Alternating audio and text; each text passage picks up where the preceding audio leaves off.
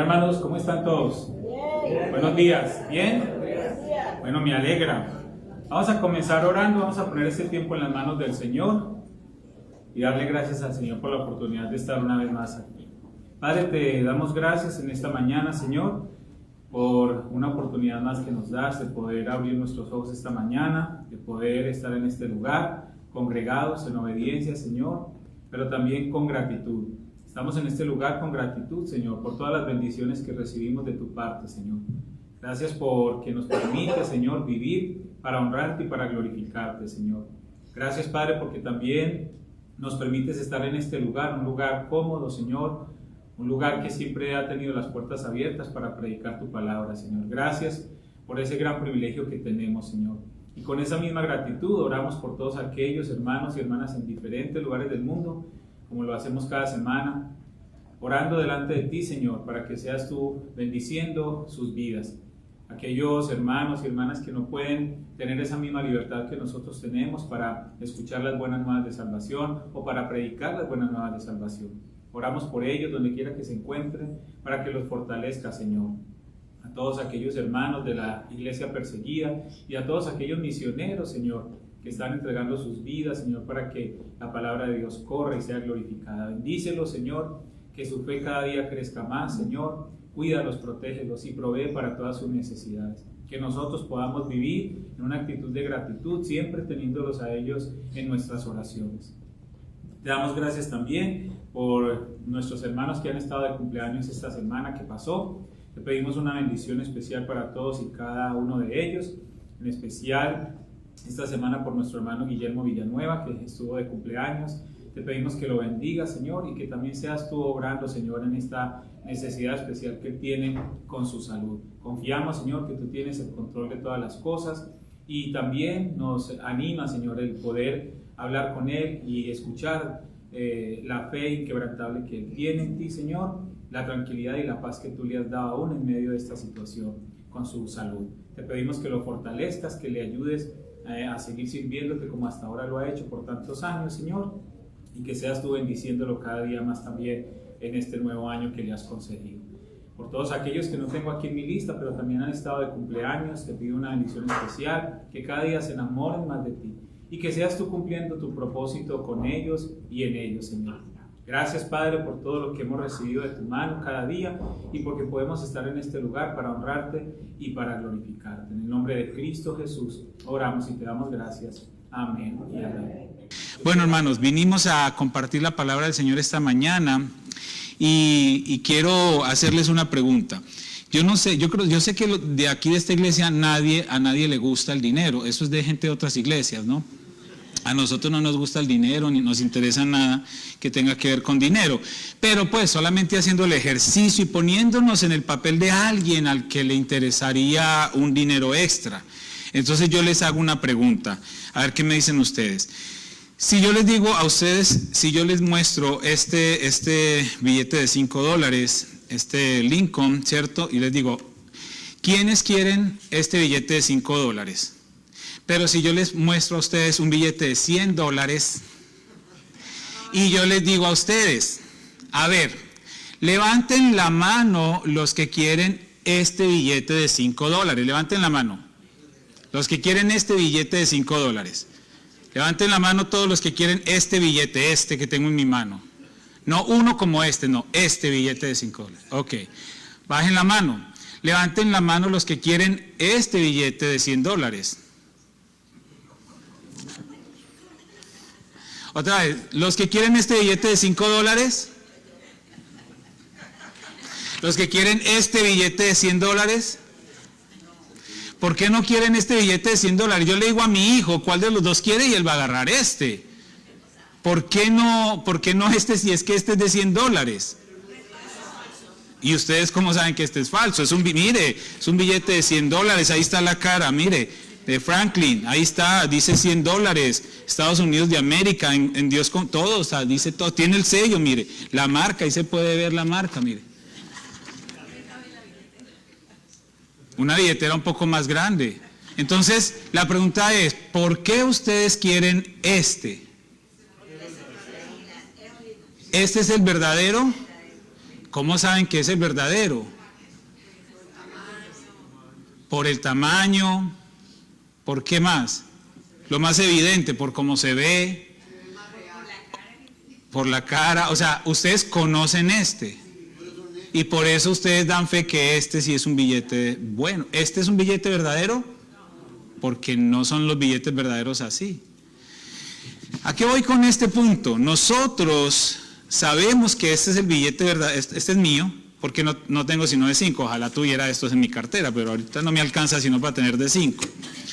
Este es el verdadero porque lo conocemos, porque sabemos cómo es un billete verdadero.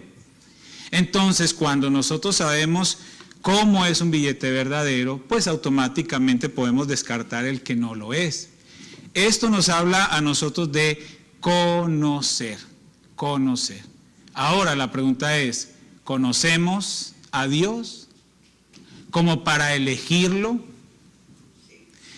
Ok, les creo, pero les tengo un reto, porque la iglesia actual en la que estamos usted y yo, de la que somos parte usted y yo, ya no solo necesitamos conocer a Dios, porque se supone que ya lo conocemos.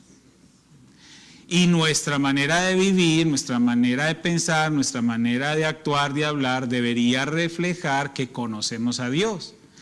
Entonces el reto es que nosotros hagamos como el salmista en el Salmo 5, y yo he titulado esta enseñanza esta mañana, reconocer a Dios. ¿Qué es reconocer? Es volver a conocerlo más. Y yo creo que usted y yo, en el tiempo en que estamos viviendo, necesitamos reconocer a Dios. Porque el conocerlo, si somos honestos con nosotros mismos, no ha sido suficiente. Entonces, si usted y yo queremos estar seguros del Dios que conocemos, yo les invito para que, como David en el Salmo 5, nosotros reconozcamos a Dios. Busque ahí en sus salmos, ahí en su Biblia, en los salmos, el Salmo 5, es un salmo corto, pero muy sustancioso. Bueno, no tan corto, pero muy sustancioso. Y voy a hacer la lectura.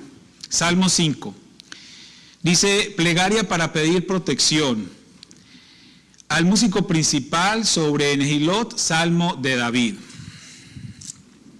Escucha, oh Jehová, mis palabras, considera mi gemir.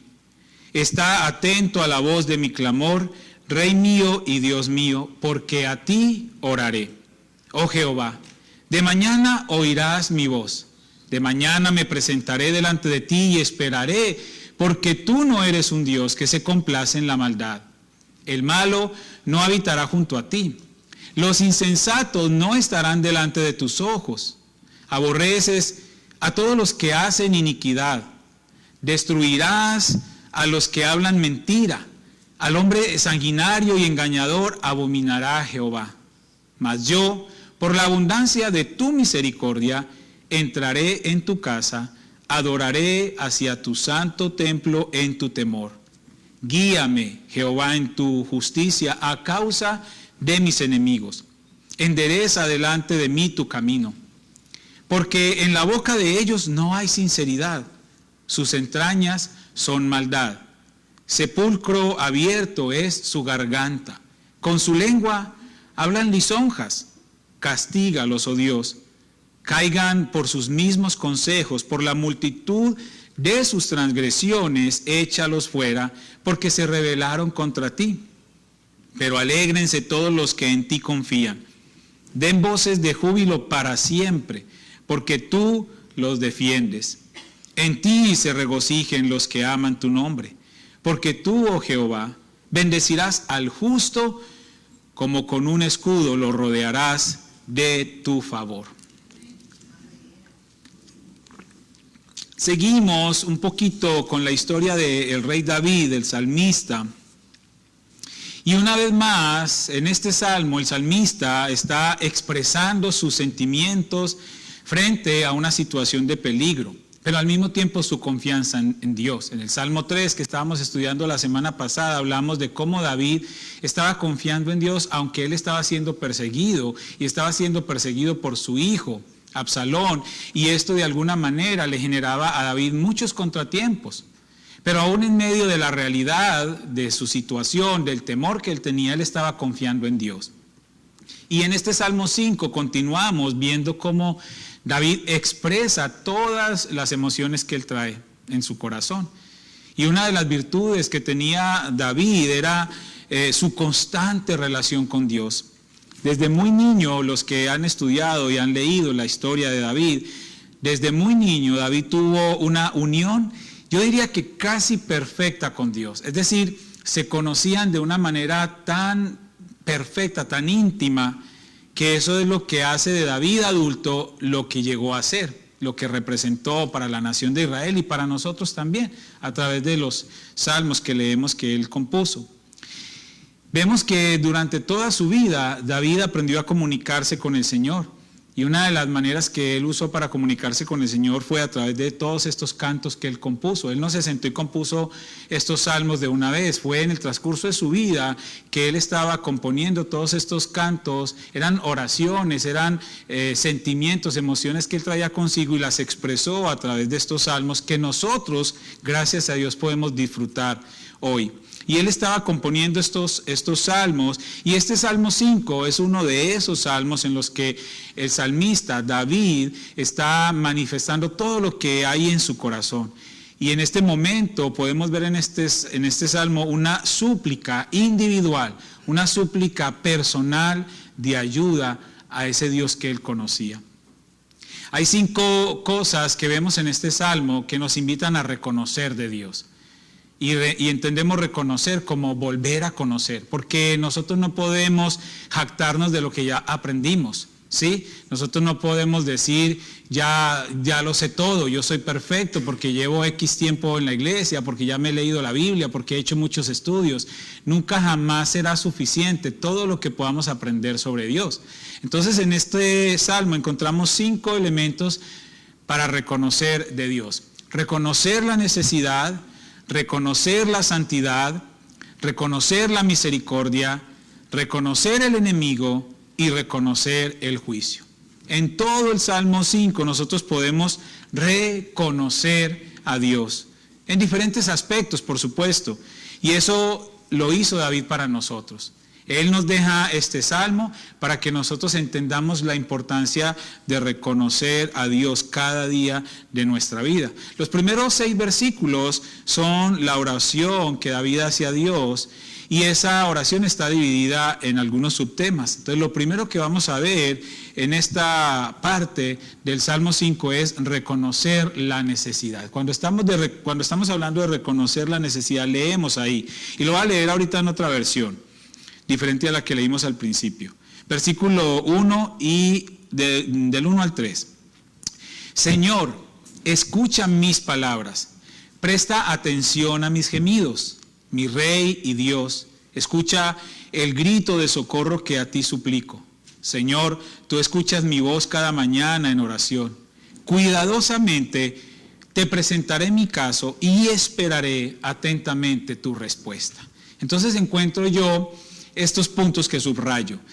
En lo que el salmista está diciendo, subrayo estas oraciones. Presta atención a mis gemidos.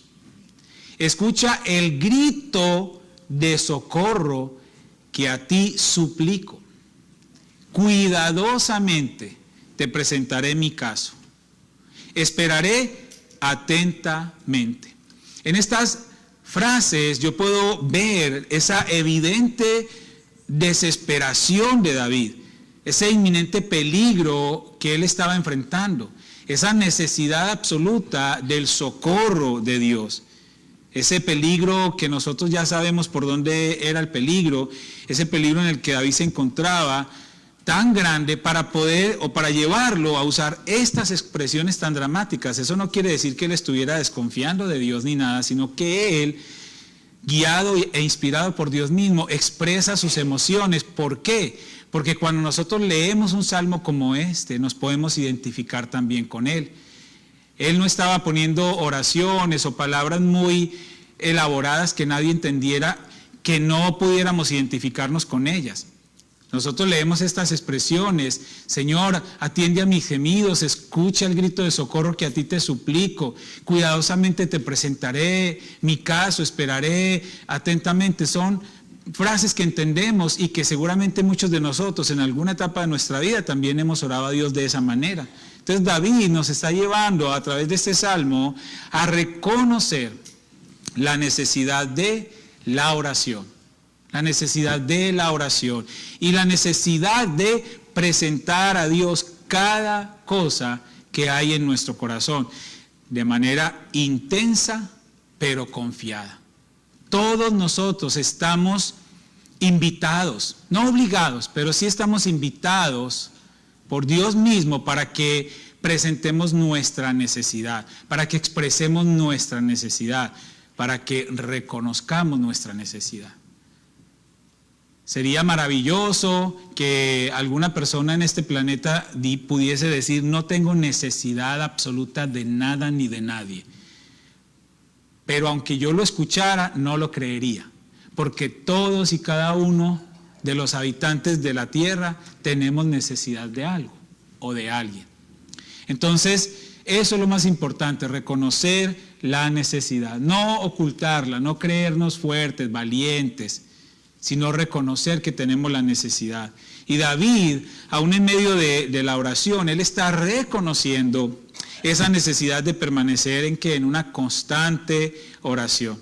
Incluso usa una expresión maravillosa, muy hermosa, dice: de mañana oirás mi voz.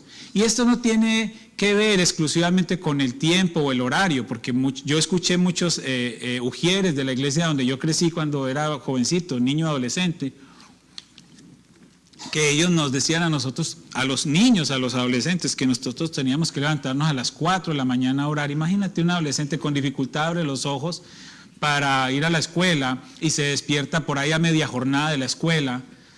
Ahora, para decirle a un niño o a un adolescente que hay que levantarse a las 4 de la mañana, porque si Dios no lo escucha, porque la Biblia dice que de mañana oirás mi voz, ya más tarde no la oye.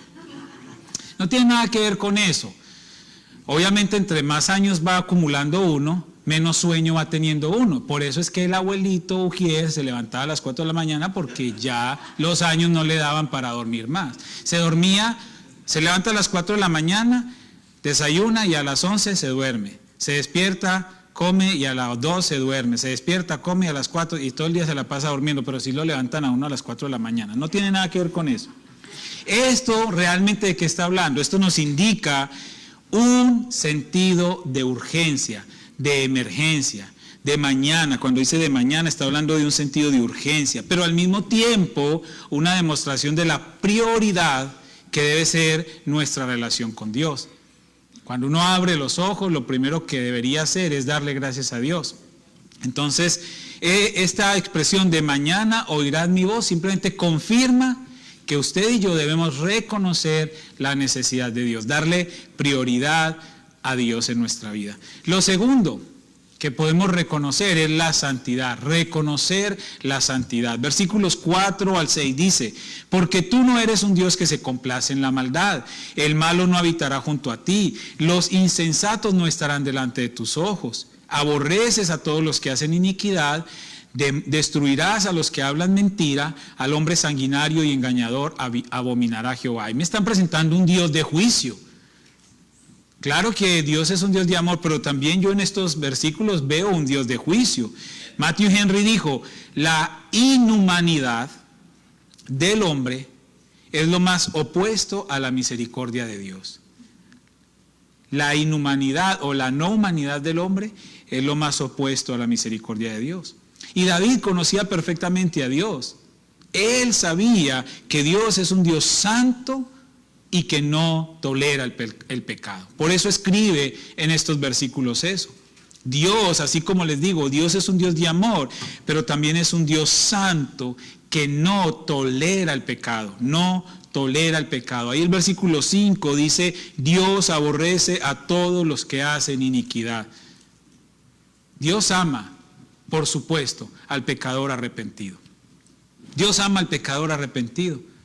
comentario que estaba leyendo, dice, en efecto, Dios rechaza todo lo relacionado con el pecado, inclusive a las personas, hasta que se incorpora una actitud de arrepentimiento y humildad. Cuando la persona pone fin a su actitud siniestra de maldad, entonces se aleja del juicio divino y recibe la misericordia de Dios. Todo es un proceso. Entonces, un punto importante en nuestro reconocimiento de Dios, en ese volver a conocer de Dios, es reconocer la santidad de Dios. Porque hemos perdido eso de nuestra vista. Nosotros, con nuestra manera de vivir, con nuestra manera de actuar, con nuestra manera de hablar, estamos ofendiendo la santidad de Dios constantemente. Entonces, hermanos, necesitamos reconocer la santidad de Dios. Él es un Dios santo. Él es un Dios santo. Él merece respeto, Él merece honra en todo lo que nosotros hagamos. Aún con las disciplinas básicas. Cuando nosotros venimos a la reunión, si llegamos a tiempo, si venimos con una buena actitud, si venimos dispuestos realmente a honrarlo, aún con nuestra manera de ser, con nuestra manera de relacionarnos, eso es reconocer la santidad de Dios. Otro de los puntos es reconocer la misericordia. Reconocer la misericordia. Versículos 7 y 8 dice, mas yo, por la abundancia de tu misericordia, entraré en tu casa. Adoraré hacia tu santo templo en tu temor. Guíame, Jehová, en tu justicia. A causa de mis enemigos, endereza delante de mí tu camino. El salmista David, ante la santidad de Dios, no se justifica de su pecado. Él no se justifica. Es que, Señor, es que perdóname, es que yo fui débil, es que fulanito me hizo, es que fulanito me dijo, es que yo hice esto por lo que esto, es que yo toda la vida he sido así. No, él no se justifica de su pecado, por el contrario. Él está reconociendo la misericordia de Dios. Esa misericordia con la que Dios lo ha estimado a él y le ha permitido a él adorarle.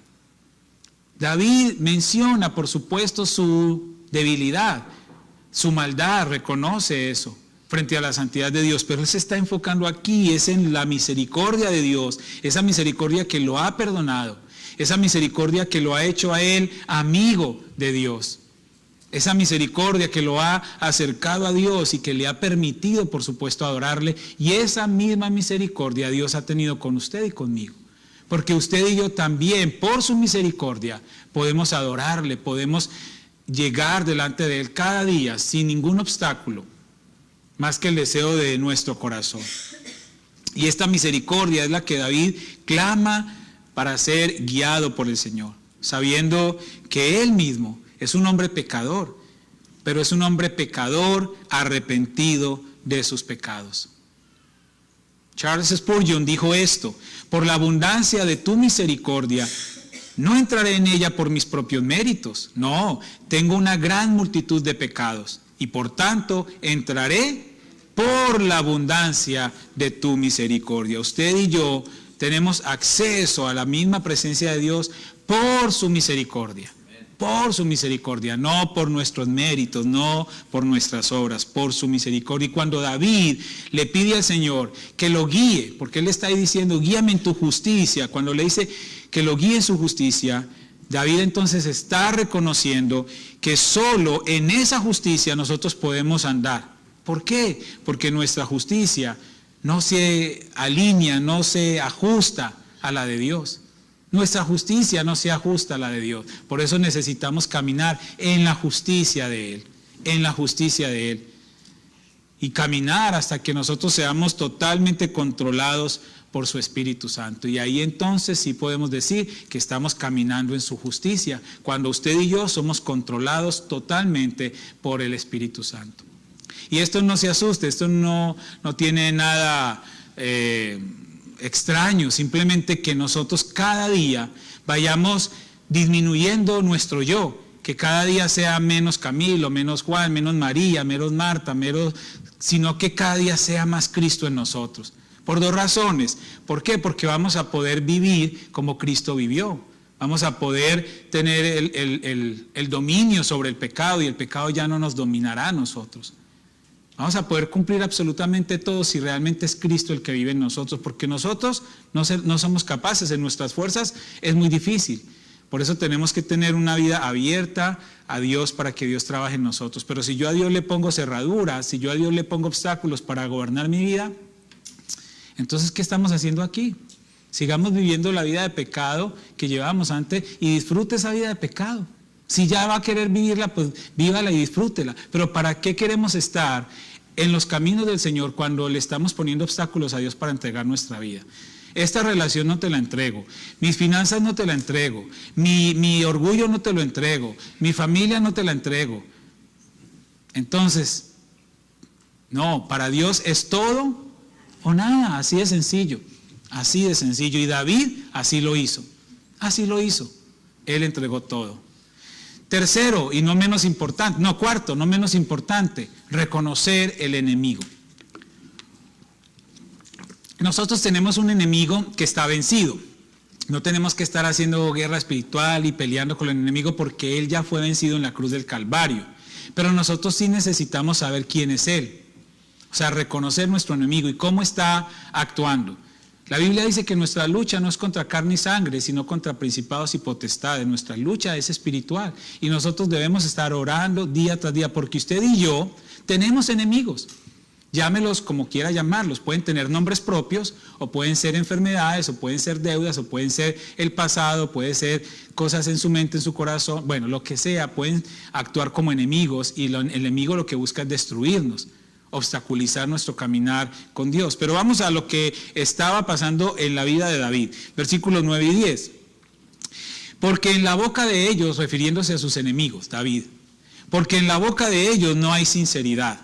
Sus entrañas son maldad, sepulcro abierto es su garganta. Con su lengua hablan lisonjas. Castígalos, oh Dios. Caigan por sus mismos consejos. Por la multitud de sus transgresiones, échalos fuera porque se rebelaron contra ti. Yo no sé si a usted le pasa, uno lee esto y automáticamente empiezan a venir un montón de imágenes a su cabeza, a reconocer a sus enemigos. Pero mire, es interesante esta descripción que David está haciendo de los enemigos. Él acá está dando a conocer no solo a sus enemigos, sino la condición en general del hombre malvado.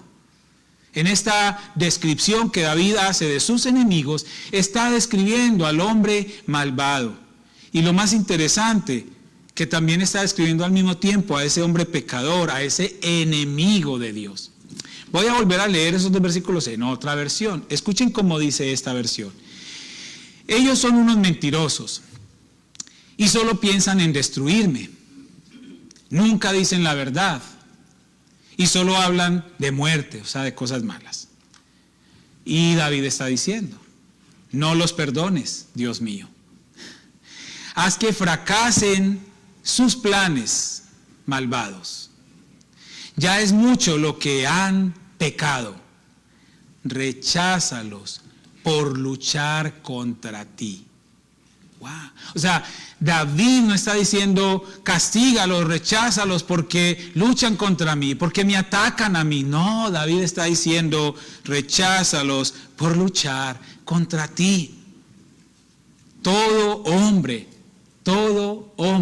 que se rebele contra la obra de Dios o contra la autoridad puesta por Dios se convierte en enemigo de Dios.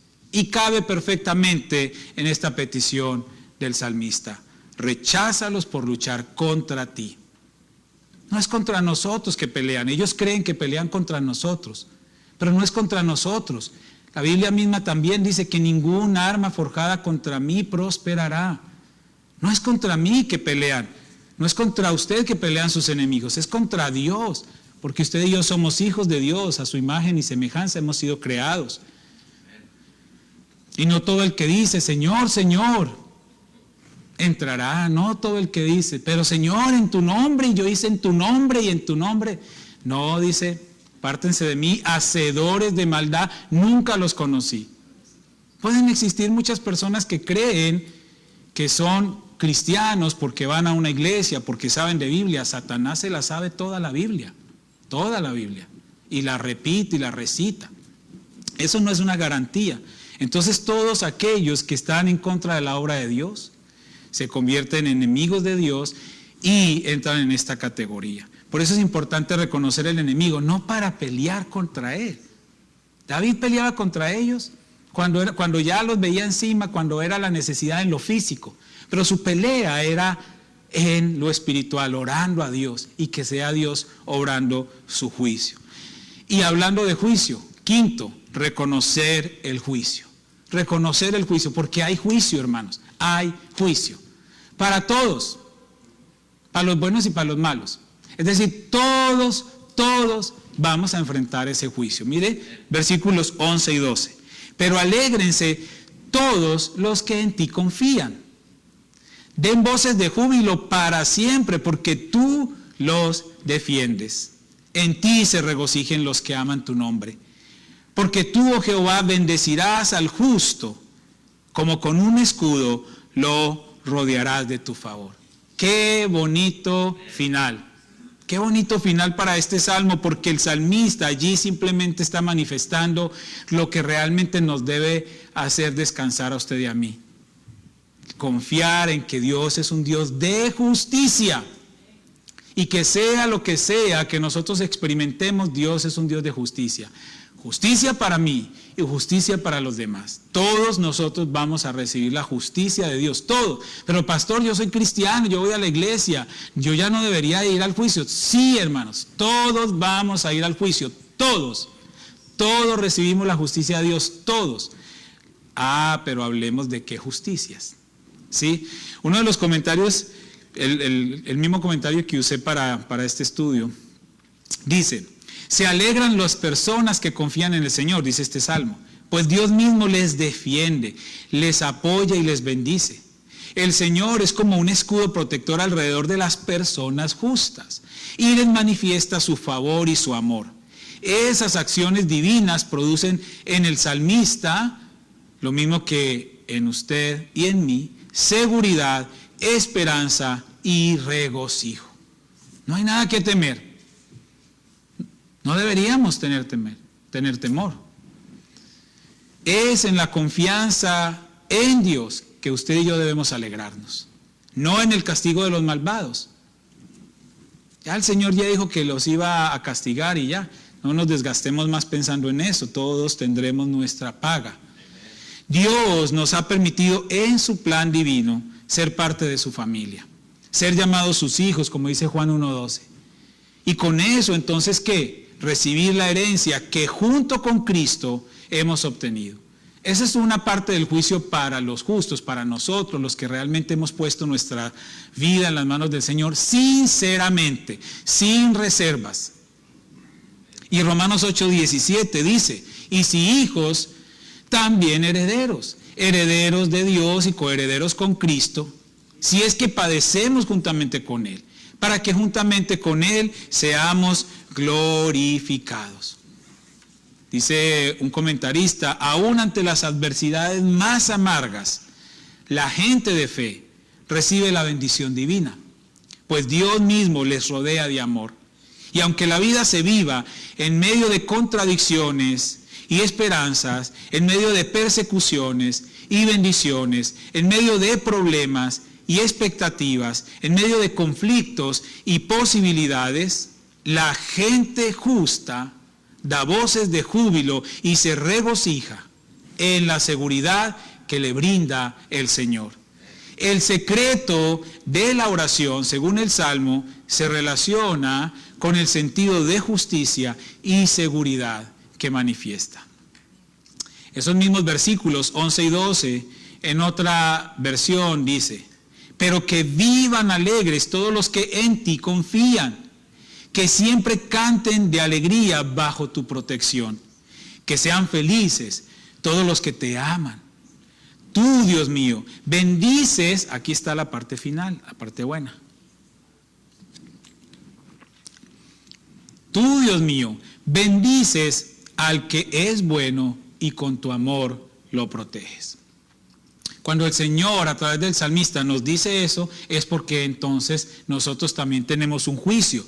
Pero esta promesa que viene aquí no solo es para aquellos que vivían en la época del salmista, es una promesa eterna para todos aquellos que hemos confiado en Dios. Es claro entonces que hay un juicio para los malvados, ya lo conocemos, pero también hay un juicio para nosotros. ¿Cuál es ese juicio? Que Dios bendice al que es bueno y con su amor lo protege.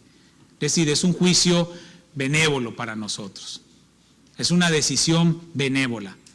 Cuando uno va a la corte, el juez emite un juicio y ese juicio puede ser negativo, te vas a la cárcel o lo que sea, o positivo, te exonero de todos los cargos, eres libre, no debes nada, pero hay un juicio. Entonces para todos hay un juicio. Y si nosotros estamos alineados con el Señor, si realmente le estamos conociendo como debe de ser y reconociendo cada día de nuestra vida, entonces nosotros vamos a disfrutar de ese juicio benévolo de Dios para los que le amamos realmente. Y eso se demuestra con nuestra manera de hablar, nuestra manera de pensar y nuestra manera de vivir. ¿Bajo la lupa de quién? De Dios. Bajo la lupa de Dios y de su palabra, no bajo la lupa suya ni bajo la lupa mía. Porque nuestra lupa es una lupa sucia. ¿Sí? O sea, como cuando tenemos que estar limpiando nuestros lentes todo el tiempo. Porque a veces vemos por unos lentes sucios. Entonces, bajo nuestra lupa, bajo nuestro lente, no es que viene el juicio de Dios, es bajo el lente de Él. Él sí sabe quién es quién. Él sí sabe quién es usted. Él sí sabe quién soy yo. Él sí sabe. Punto. ¿Qué conclusión tenemos de este Salmo 5? Este Salmo 5 entonces es un recordatorio de la necesidad que tenemos como creyentes de reconocer a nuestro Señor todo el tiempo. Y todo aquello que nosotros vivimos como parte de un plan perfecto para nosotros, todo es un plan perfecto de Dios para nosotros, si estamos en el mismo sentir. También nosotros necesitamos reconocer la necesidad de Dios, su santidad y su misericordia. Reconocer sus enemigos, que también son los nuestros. Y el juicio para ambos. El castigo para los malvados y la recompensa para los justos. Y este salmo específicamente nos deja claro la necesidad de relacionarnos con nuestro Padre en oración y la urgencia de hacerlo. Por eso, hermanos, no desaprovechemos todas las oportunidades que tengamos para orar al Señor, para relacionarnos con el Señor a través de la oración y a través de su palabra. De verdad, hermanos, que no debería existir nada más importante que eso. Yo entiendo que estamos en un mundo que anda a 1000 millas por hora, porque así es nuestra vida, con una cantidad de compromisos. Pero hermanos, ni tu trabajo, ni tus amigos, ni tu familia te garantiza la salvación y la vida eterna. Entonces, el llamado es a que hagamos en nuestra agenda lo correcto y demos la prioridad al Señor. Nosotros tenemos un privilegio muy grande, tenemos un lugar para congregarnos y tenemos una iglesia que tiene pastor y que tiene pastor asociado y que tiene gente que está sirviendo al Señor, que tiene actividades y programas especiales para crecer espiritualmente. Somos privilegiados. Entonces aprovechemos todos los recursos que Dios ha puesto a nuestra disposición para que nosotros podamos ser bendecidos.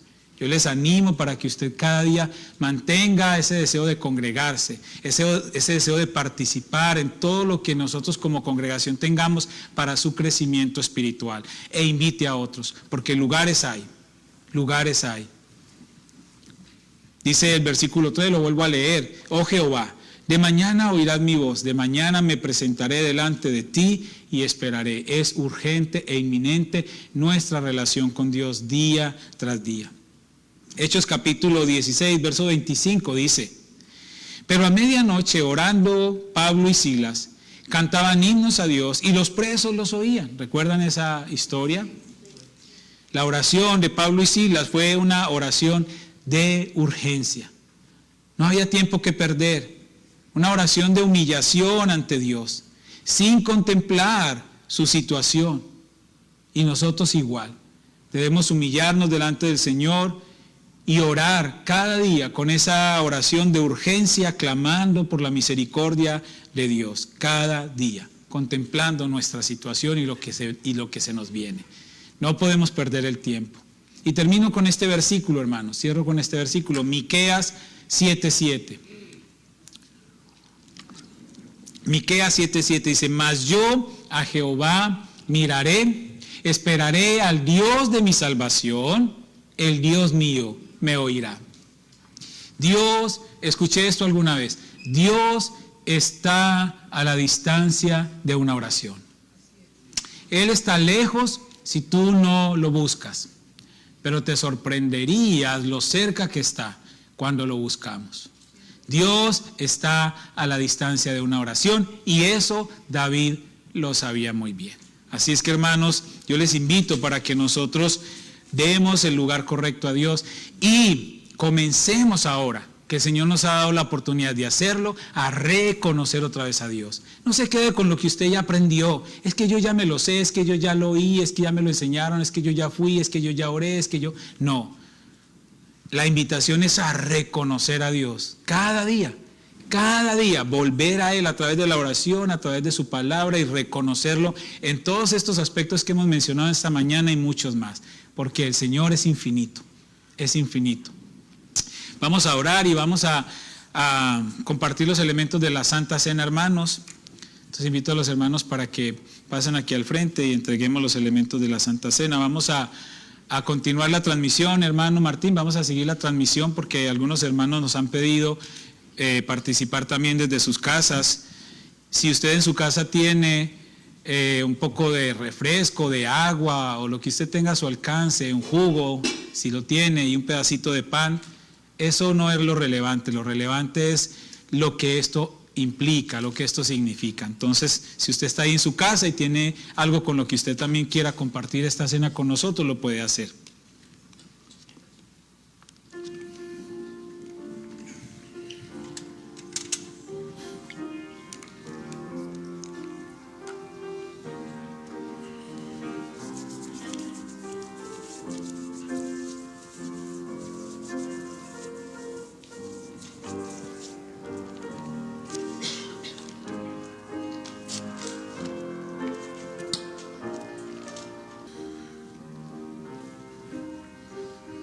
¿Ya tenemos todos? Bien. Dice la palabra del Señor en 1 Corintios 11 y el apóstol Pablo está escribiendo esto a los corintios y les dice lo que voy a leer a continuación, pero se los dice después de una exhortación. Porque ellos cuando se reunían a compartir como iglesia, se reunían a comer. Entonces algunos llevaban más comida que otros porque tenían más capacidad económica y llevaban mejor comida o más comida. Y cuando llegaban con la comida, se la comían primero ellos, la que ellos llevaban. Y claro, los que no podían llevar nada, o poquito, unas tortillitas, cuando mucho, pues ahí se comían las tortillitas y los frijolitos y ya. Los otros comían carne y comían bien postres y todo. Y Pablo dice, no, ya no más, porque si nos reunimos como iglesia, nos reunimos para ser todos iguales, para compartir realmente lo que esto significa, esa unidad. Y Pablo les hace una exhortación a la unidad. Le está diciendo, si usted tiene hambre, coma en su casa. Pero aquí venimos a reunirnos, a buscar a Dios todos iguales. Y Él está exponiendo una situación que había de división en la iglesia. Y les está exhortando para que ya no hayan esas divisiones. Aunque hay un versículo muy interesante porque dice, es preciso que entre vosotros haya disensiones, para que se hagan manifiestos entre vosotros los que son aprobados. Es decir, quienes reacciones a todos esos conflictos de manera correcta, entonces somos llamados aprobados. Los que no, pues ya están pelando el cobre, como dice el dicho. Y el apóstol es franco y honesto cuando les habla de esto. Entonces la Santa Cena en muchas iglesias es una cosa tan mística y nadie entiende por qué lo están haciendo. Y lo que sencillamente esto significa es que nos recordemos lo que realmente el Señor Jesucristo nos dijo cuando se juntó ahí a tomar esa última cena con sus discípulos.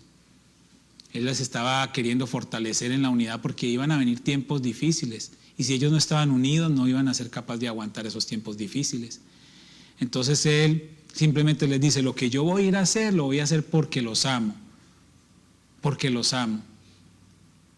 Y aparte de eso les doy una promesa, vamos a volver a reunirnos, vamos a volver a compartir estos elementos cuando ya estemos juntos eternamente. Entonces había una invitación a la unidad y había una promesa de esperanza, y por eso tomamos la Santa Cena. Esto no es el cuerpo de Cristo, ni caníbales que fuéramos, esto es un pan hecho con agua y harina. Y esto no es vino, aunque muchos lo quisieran, pero no es vino, es un jugo de uva, que a veces viene un poquito fermentado, pero es jugo de uva. Son dos elementos normales, pero tienen un significado poderoso,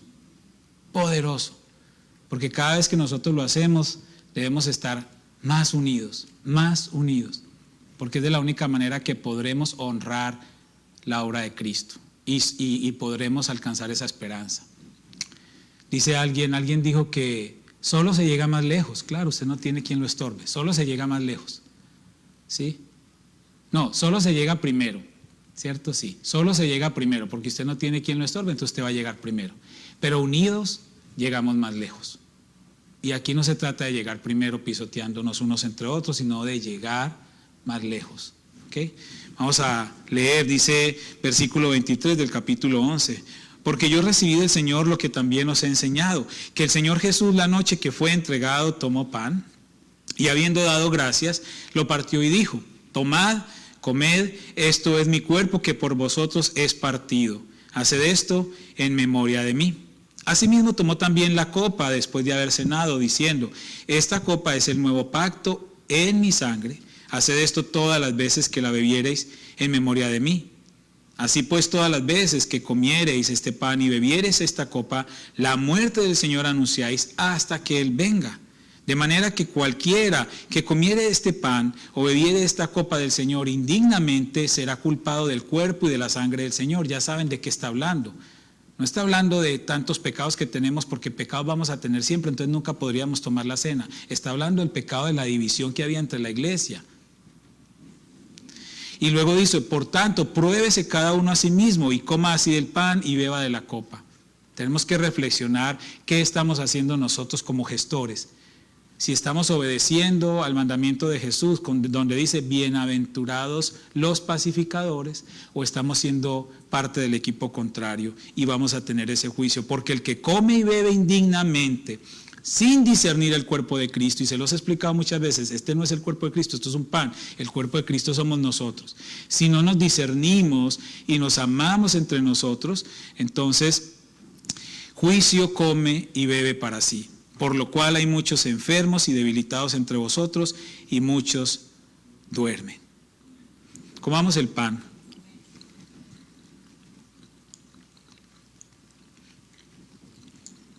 Y bebamos de la copa.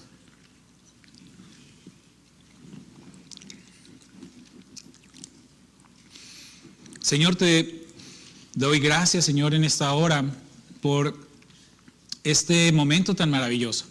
Porque a través de este compartir estos elementos, este pan, este jugo de uva, nosotros estamos recordando el sacrificio tuyo en la cruz del Calvario. Ese sacrificio que nos proveyó a nosotros el perdón de nuestros pecados. Porque tú allí derramaste tu sangre y entregaste tu cuerpo para pagar por nuestros pecados. Ya no debemos nada, ya no somos culpables, porque tú nos has redimido por tu propia justicia. Y por eso te damos gracias. No contento con eso, simplemente fuiste a la tumba y resucitaste al tercer día, para darnos con eso el sello y la garantía de una eternidad contigo, de una vida eterna contigo, y por eso estamos infinitamente agradecidos. Pero mientras que eso llega, Señor, nosotros necesitamos seguir avanzando fuertes, como uno, como tú lo pediste al Padre allí en Juan 17, como uno, para seguir avanzando fuertes y llegar más lejos. Ayúdanos, Padre, a discernir el cuerpo de Cristo cada día. Te lo pedimos, Padre, en el nombre de Cristo mismo. Amén y amén. Gracias, hermanos. Dios les bendiga.